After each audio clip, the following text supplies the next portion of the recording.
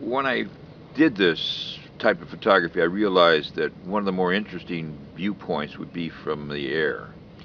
The problem is these cameras are very delicate, and to get them to operate from a helicopter and things became a real challenge. So first I did it from hot air balloons. The first significant shot that I did was I gained permission from 9 sources and 9 permits, and took 9 months to do it, to raise a hot air balloon on the ellipse behind the White House in between the Washington Monument.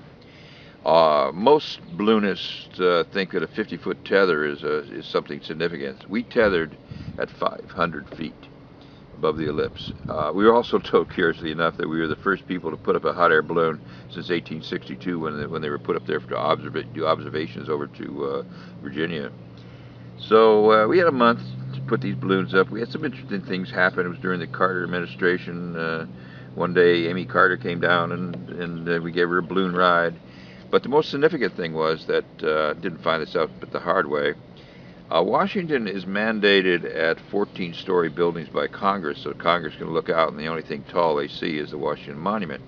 But what that does is it creates a wind shear. So keep in mind we're on 1,500 foot cords, and that we're tethered at 500 feet. Well, a heavy wind came over and blew over the balloon.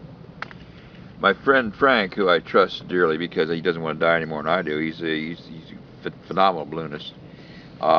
Frank is burning. The balloon's laying over about like this, and he's burning into the envelope. He burns a 12-foot hole in the side of the envelope, and there's 26 load cables on the envelope holding it to the basket. And I'm sitting there collecting them for some stupid reason. I collected 6 of them as they fell off. So I'm screaming at Frank, "Quit doing this, Frank. We're going to fall out of here." He says, "No, Mike. When we go past the wind shear caused by those buildings, we're going to drop like a rock." And sure enough, even though he was burning, we dropped at a rock. There's a very interesting terminology that I have gained a little interest from. It's called terminal velocity. That's 900 feet per minute. It's like driving your car into the ground or into a wall at 25 miles an hour.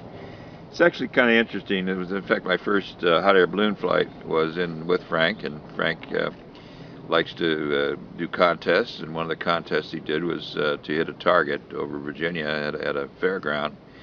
And he says, "Mike, don't worry about this. This is going to be safe. What I'm going to do is I'm going to turn the balloon off, and we're going to drop from 1,500 feet and hit this target." I go, "Okay, Frank." And it was in a metal basket besides. That's the reason why there's wicker baskets, because they bounce on the ground.